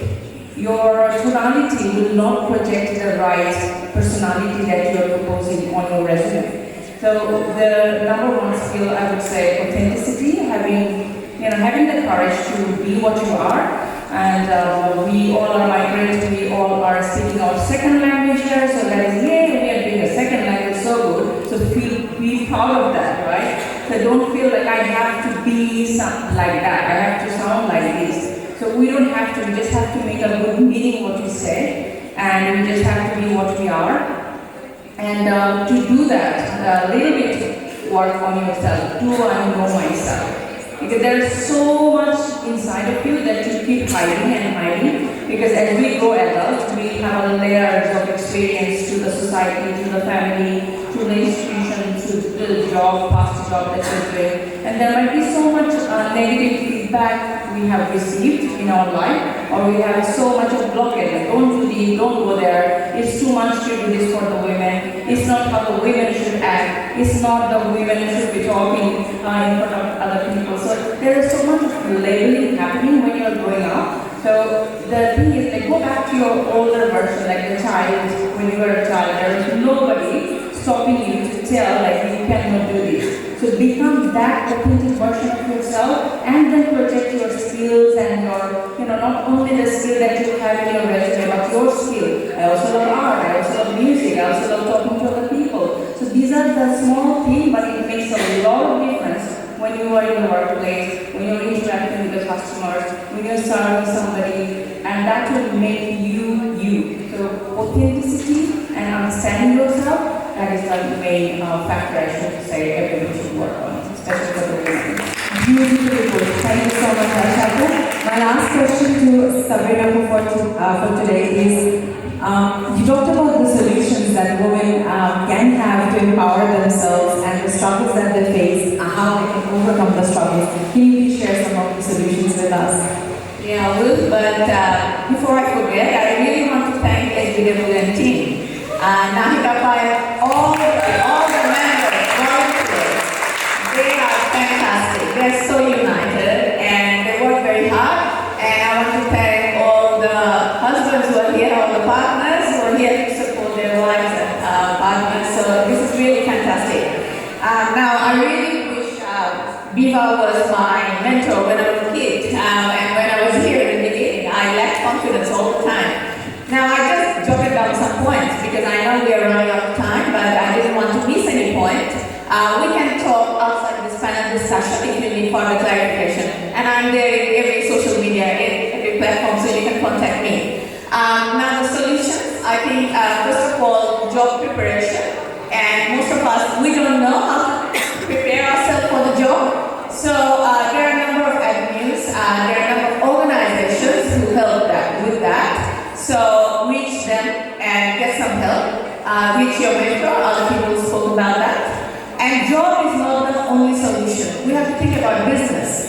A lot of women do home-based business. From my organization, the one I run, we had her business program funded by Videography Association here in Australia. So we help very grassroots women to understand how to start a business. It's not only about the product, it's about how to even talk to people, how to market your product, how to get an ABN, what is TFN. As a migrant woman, I didn't know what TFN or ABN was in the beginning. So business. The third point is we can think differently. Someone was teacher in Bangladesh doesn't mean the person has to keep teaching here. There are a lot of opportunities. If you're passionate about teaching or any other job, that's different. There are so many opportunities in Australia that we can avail. For example, women in construction. In Bangladesh, I never saw any women in construction, or in India or Pakistan, I think it's very rare. But here, a lot of women are in construction. And all these points, business, job, construction, women in construction, you can get more information from these organizations who are here. For example, we have Nazik here. I talked about AYC, CMRC, my organization, all the organizations, they can help you to reach that. The fourth point is online platform, the benefit of having a lot of information online. A new app will be launched because they contacted me, that's how I know it. It's called Shetu. Shetu will be only for Bangladeshi community in Australia. So you can, if you are doing a home-based business, you can put your ad there, you can reach your customer. If you are looking for someone for your work, you can reach them through that app. So that will be launched soon, you can see that. There are a lot of information available online. For example, I know a thing called the Sisterhood. There are a lot of questions there. If you don't know anything, at least you know Facebook, at least you know you can search Google. Put the question there and get some direction.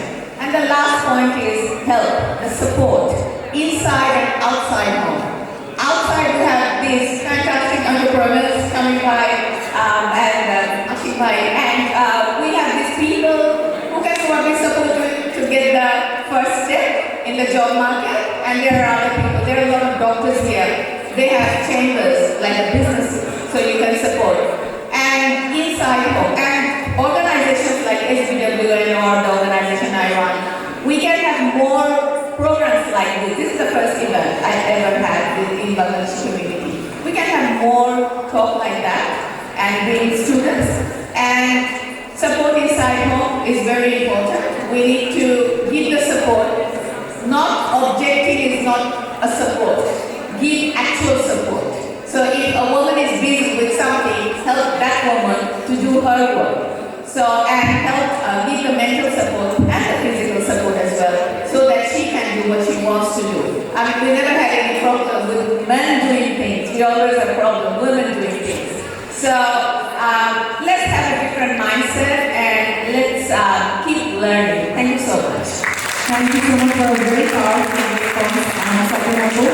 It's amazing how this defining idea, defining advice can give so much hope to those who are actually waiting. Since we're coming towards the end of our discussion today, I will open the floor to the audience. If anyone has any question, please raise your hand. We have an MC down there, Noraku. She will reach out to you with any of the questions that you will ask. Any questions from anyone?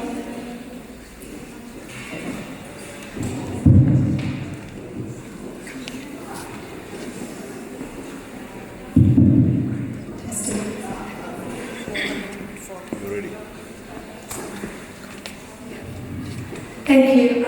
My question is for Mr. Shamim. You've told about all your journey here. What advice would you have for someone who is looking into transitioning into your industry or your role? So what should be the first set of skills or advices they should be looking towards before they transition into your role or industry?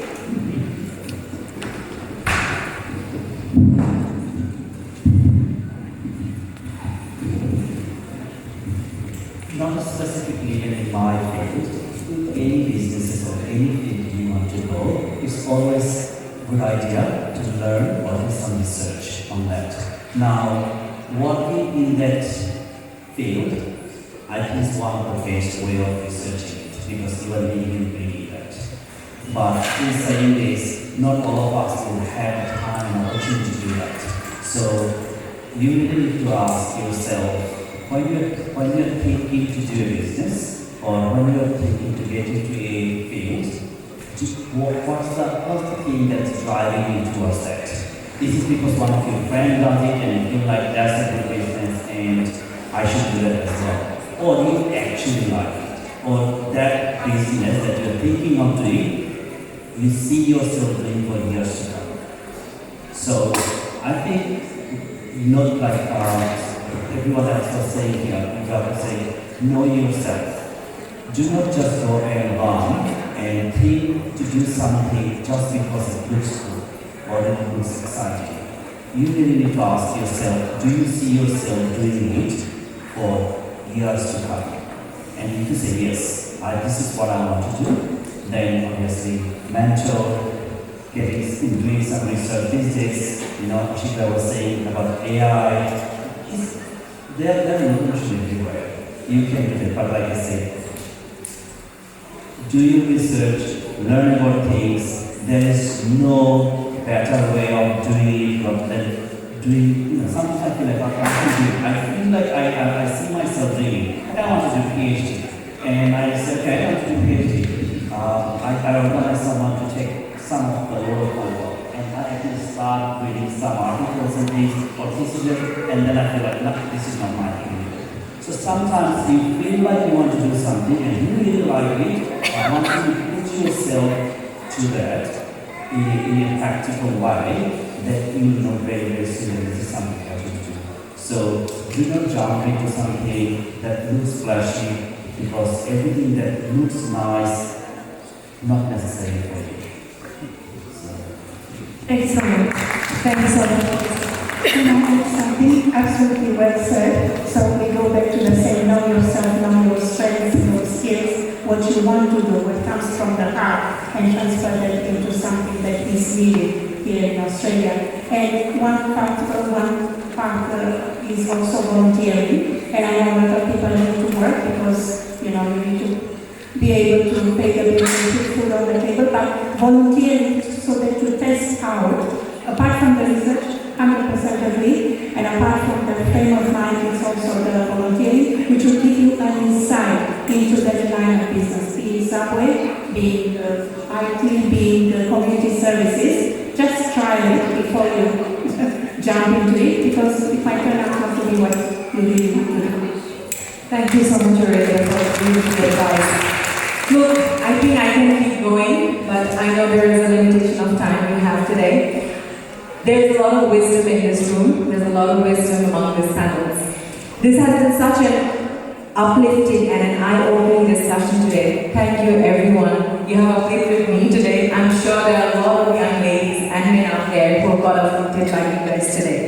I think we can all agree that this was a powerful exchange of stories, strength, and inspiration. Can I have a round of applause for the 5 amazing speakers that we have today? Thank you so much. Can I please ask Nora and Ahmed to be on the stage? Thank you. The floor is all yours. Thank you. Hold on.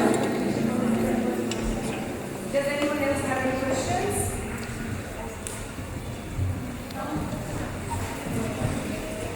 Amazing panel. Thank you, Huma. Can you come to the high bar?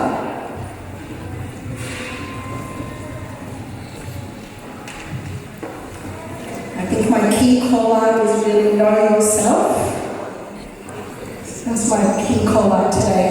Thank you, Abba. Assalamu alaikum shabake. I was sitting there and watching these beautiful people, and I don't know how to explain, but looking at the stage, looking at the people that I was following for a long time, and then looking at the whole hall that I was hoping or I was dreaming for, we all were dreaming for a long time. It actually felt like a dream. You all look wonderful. Thank you. আমি একটা ছোট্ট গল্প বলি, just বেশিক্ষণ না, few seconds. 25 years back, 25 বছর আগে আমি যখন সিডনি এসেছি, sorry I'm very long, 2 years old son and 5 years old another son. We had 2 suitcases and 2 certificates that we all had, and we needed a lot of things in our life. We needed a good school for our kids, we needed a house to rent, we needed something to buy for like a car or something if possible. We needed job, we needed some money. And those days, our Bangladeshi community was not as big or as connected as there was no social media these days. And that time in whole Australia, there was not even one person from my background who was professionally working. Not even in Sydney, no Brisbane, not Adelaide. There was no Bangladeshi dentist practicing that time. So we were lost because we had, coming from a middle class family, we had family back there who were counting on us. They knew that we know that we have to support them. Lot of expectations from our shoulder. So every morning, I used to go out. I still can close my eyes and I can see that in hot summer day, Gorom, Australian summer, খুবই গরম. On my foot, I used to walk from Westmead to Parramatta, knock every single clinic, every single dental clinic, and ask same question very politely. Can you please allow me just half an hour? I just want to see how you work here. That's the only question, because I needed to write it down on my CV. I needed to write that local reference, and that was crucial. That time there was a job advertisement going on for dental assistant, not even a dentist, dental assistant. But the criteria was you have to have a local experience or a local referee, and I didn't have any. So after working 3 days, morning till night, Gorom on my foot, living in the 2 little kids in someone else's friend's house, mom, dad going to find something, job. And I came back getting rejected every time. Now I know why, because there was privacy issue, there was confidentiality. Nobody will allow someone unknown to walk in the site area and watch their patient. This is against the law. So after 3 days coming home, I got a call from one of my Bangladeshi friends' friend. She was that time working in the same hospital in a very like a nursing, assistant nursing position, and she said, oh, ask her to write my name. That's okay. She's from Bangladesh, so ask her, she can use my name.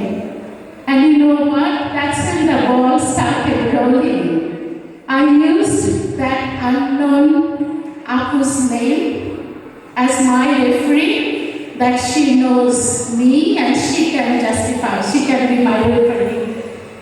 Of course, I had experience, I knew what I was doing.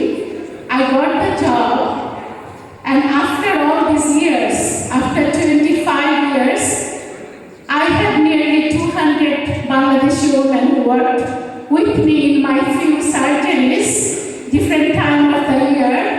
I have 75,000 of my own patients. But every time something happened, I close my eyes and I thank that Aku, that unknown Aku. So this is what networking is. This is the networking we are trying to do. So we are so thankful to all these people who are here, extending their wisdom, extending their hand, giving all the options, all the stalls here. I wish we had them. So that's one of the story. But let's talk about another little stories. You know how I used to feel that Aku like an angel. For me, she was like an angel. Now I work with many more angels in my life. We have a group of passionate women who are already here working in Australia and different area, but they are dedicating their time. They are dedicating voluntarily to help our community, and that's our Sydney Bangla Women's Network. These are the girls. If you just give them one idea, you just tell them that, look, she needs that. Like, she doesn't have a job. She needs sometimes it's hard to a woman to find even the accommodation. Like, nobody wants to give a single woman a place to live sometime. And we have a team. One person talks, 30 of them jump. They all start, giving ideas, sharing links, connecting with others, planning everything. They all do it together. So that's the group, our dream. Can I please call my Sydney Bangla Women's Network group here, please? I just want them to be here. You can give the present. I know we have some present for our panel as well. Let's start with them, just thanking them from Sydney Bangla Women's Network. But then I will love to have all our members here, please. Thank you, Isabelle. Beautifully made by our own ladies, all members. These decorations, this food, everything by women, Bangladeshi women, and they're capable of doing anything. Thank you very much. Thank you. Can I please have all our members here, if we may, please? And can I please have a round of applause for everybody? They were working day and night for months to bring this together. Many of the students, they requested us that someday work is, they get more payment, but can we have this recorded? So please, big round of applause to our Sydney Bangla Women's Network. It's okay, you are member. Come in, please. Ashu. Apu যান। আসতে হবে না, চলবে না?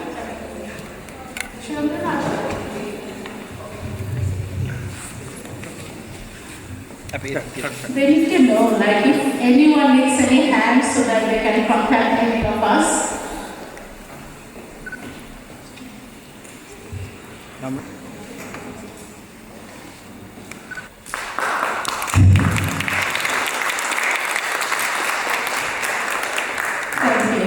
Thank you. So, আমি বেশি কথা বলবো না, but আমাদের বাংলাদেশি কমিউনিটিতে this is the first time we are organizing a job fair and career summit. So I hope it's going to keep happening. If we can help even 5 women, we will feel that we have done our job properly. Thank you. Naina, I'll just pass it to you. Thank you so much, esteemed panelists. It was amazing. I definitely took some amazing facts and put it in my little kit of ideas. My favorite probably was that our brains lie into us. So that was really, really, really amazing. You need to challenge your brain, who is thinking of you to be safe, and say, I can do this, I can challenge. Thank you, brain. Don't listen to the negativity. That is definitely my favorite advice today, and among all of that was given. We are going to take a little refreshment break. Let's come back at 2:30. Please mingle as we introduce all the organizations around the corner. Grab some food on the bottom right-hand side. And when we come back, we will introduce our workshops and who's hosting them and the location of the different workshops. Thank you, everyone. Let's come back 2:30. Thank you very much. Just for one more minute, before you all go, I know the food is ready, I know we all are hungry. Can I please call Sabit and Huma here? Those are the two wonderful ladies that worked so tirelessly this few months. So just a big round of applause to girls. Even at night, 12 o'clock, they are working. So if it's okay, just give us one more minute. I want to hear something from Sapoy. You are doing so much, like passionately, but what actually drives you to be here. Thank you, everyone. I will take very long. 5 years ago, myself and my family moved to Australia. So, apologize, we are from new migrants and not like how we still feel this way. So, we didn't know anyone back here. We do not have any family members. We just had a number of friends. That's about it. So, Bangladeshe থাকা অবস্থায় আমি ওখানে যখন corporate job করতাম, so I did ask a few people that in Australia করছি তো ওখান থেকে one of these ভাইয়াস gave me his number, বড় ভাইয়ের নাম্বার দিলেন। বললেন উনি অনেক বড় একটা ব্যাংকে চাকরি করেন, আপনার সাথে কথা বলে দিয়ে কিছু একটা সুবিধা করতে ঠিক আছে, আমি এখানে আসলাম। এসে I picked up the phone. বড় ভাইকে জিজ্ঞেস করলাম, ভাইয়া I'm just new in this country, I don't know anyone, don't have any relatives or anyone I know much. Can you tell me how I can move forward from here? What can I do? So he asked me a couple of questions, and then look, as a first-time new migrant coming to a brand new country from Bangladesh, it doesn't matter how many years of corporate job you've done, over there you don't have any work. Ekhane Australian employees need an Australian experience for you to do a job. আপনি petrol station গিয়ে try করেন, দেখতে পাবেন। এরপর কি করলাম? What do you think I did? Earport, the story turns 360. Earport, I believed in myself, I listened to myself, and I said no. There is no chance for me to go back. That thing really shattered my heart into 100 pieces. I thought, wrap whatever Bangladesh back to it. This is not, I don't think I'll be able to make that phone call with that worldwide. But then I turned the 360 story, and then I said, no, I'll listen to myself. There is no option for me to go back now in Bangladesh. I'm here for good. I have to do something. So my children are here, now and my kids are here, my husband is here. So when I first started in their school, I used to take them in the morning, COVID-এর সময় আমরা এখন ওখানে গিয়ে একটা volunteering job নিলাম প্রথম। Volunteering is not a job, so they don't pay me, I just volunteer. I went to the school and offered my hand and said, I want to do something for you. So they offered me 3 months or so আমি বললাম, and in parallel আমি কিন্তু জবের application করছিলাম বাসায় বসে। hundreds and hundreds of resume করেছি, interview আসছিল, জব ইন্টারভিউ দিচ্ছিলাম in parallel। 3 মাসের মধ্যে after there I landed my first job in Australia, and in one of the biggest Commonwealth banks. কেমন স্টোরি ঘুরে ফেললাম?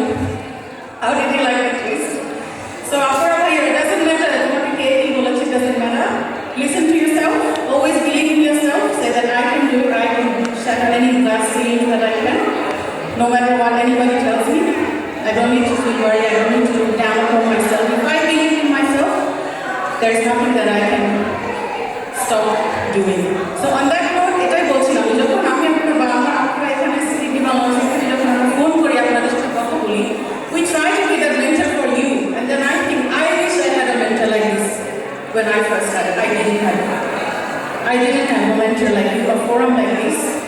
or anybody to tell me. But now, yeah, we are here for you guys. Thank you so much, Sydney Bangla Women's Network, for giving us the platform and making us be part of this volunteering. Thank you so much.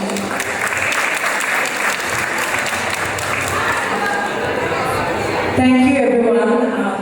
We did what our community expected from us. It's always time, it's always best to give back to the community. My life as a migrant has been a little more seamless, like a lot of us, alhamdulillah for that. And it's a bit different, but my struggles were more in the country that I was born in, rather than in a country where I made my new home. আমরা দুই বোন, so ছোটবেলা থেকে একটা কথা খুব শুনতে হয়েছে, আহারে তোমাদের কোনো ভাই নাই, আহারে আপনার কোনো ছেলে নাই. So I wanted to be the ছেলে of the house, and I have become the ছেলে of the house. And I don't think so my sister would have got any other brother, but I think I have done the duties of the brother and the sister as well. So I'm very passionate about women empowerment. I advocate for women in my house, outside, anywhere I go. It's beyond borders, it's beyond Australia, beyond Bangladesh, anywhere I go. I empower women, may it be my mother, may it be my sister, may it be my mother-in-law. I have been brought up by a very strong woman of my life, my grandmother. She's no longer with me, but I've seen her doing what she has done, lost her husband during liberation when she was only 29 with 5 kids, grew them up and lived her life, I would say, fully. And then she had to say goodbye to all of us. So being born into that family, and as Ashik Bhai said, he always checks with his wife. I have been empowered by 3 amazing males in my life as well, my husband, my father, and my father-in-law. So all the men in this room, I really expect all of you to support the women in your family and empower them to what they want to achieve. That's all from me. Thank you.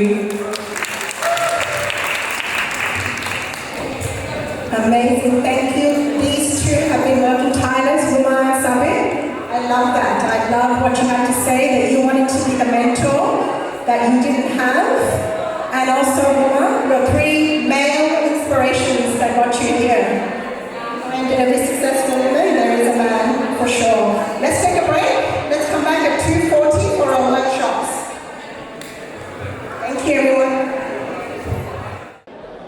খুব ভালো লাগলো আজকের এই programme শুনে আমাদের amazing talented panel each and every ওয়ানের insight their advice their own life experience is amazing and there is learning in every words in their speech, in their conversation. Thank you so much for organizing this. It's an amazing experience and eye-opener that how amazing our community is doing in professional sector and how we can help each other going further and beyond. Thank you. So আমি প্রথমেই thanks জানাতে চাই নাহিদ সাইমা আপুকে আমাকে এখানে invite করার জন্য। আমি আজকে আমার খুবই ভালো লাগছে আমি এখানে আসছি বিকজ এখানে আসার পরে আমি মোস্টলি যে জিনিসটা জানতে পারছি how to develop personal skill, self care, how to communicate, and also how to be confident about our own language and culture, that it is okay to be Bangladeshi in Australia. So আমি আজকে একটা জিনিস feel করতে পারছি যে আমরা আসলে আমাদের নিজেদের প্রতি খুবই কনফিডেন্ট হওয়া উচিত। সো অনেক সিচুয়েশন আমরা ফেস করি, আমরা ডিমোটিভেটেড হই।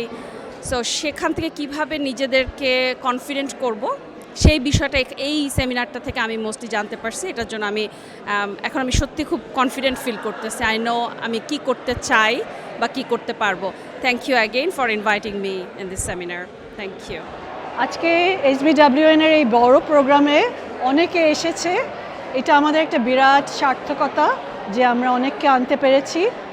From SBWN's point of view, we want to give to the community, and what is a better way than getting them job ready, getting them a way to connect with the community and the network.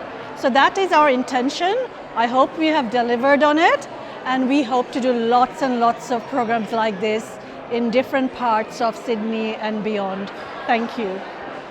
This whole organization has been so eye-opening to especially newcomers like me. It's been so inspirational listening to all these amazing stories of entrepreneurs and just people in our Bengali community who have made it so big. And just listening to their stories alone has already inspired me to actually go out there and do so much more than what I'm doing right now. So I'm so grateful to be a part of this, and yeah, more power to you all. Thank you. Assalamu alaikum. I'm so excited with the turnout in our event, everyone's eagerness to look for advice, to seek mentors, to talk to their peers. It inspires me and gets me emotional to think all the ladies and their families who've come here to build their careers and fly high.